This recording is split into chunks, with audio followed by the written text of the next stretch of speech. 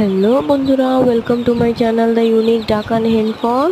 কালকে আপনাদের সাথে একটা ভিডিও শেয়ার করেছিলাম, বলেছিলাম যে কিং কোয়েল পাখি এনেছি। আজকে তাদেরকে কিসে করে রাখা আছে দেখো, একটা খাঁচার ভিতরে দুটো গাছ, নিচে পাতা, ভিতরে ডাল আরে দিয়ে ওদেরকে রাখা হয়েছে।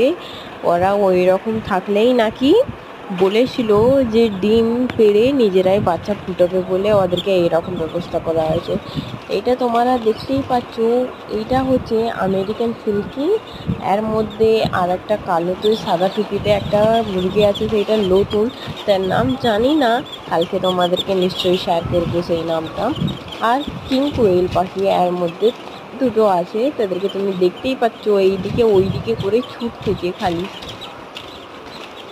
এই ভিডিওটা কেমন লাগছে আর এদের বাড়িটা কেমন লাগছে বলে আমাকে প্লিজ কমেন্ট করে জানিও, অ্যান্ড প্লিজ সাবস্ক্রাইব করে দিও। Thank you.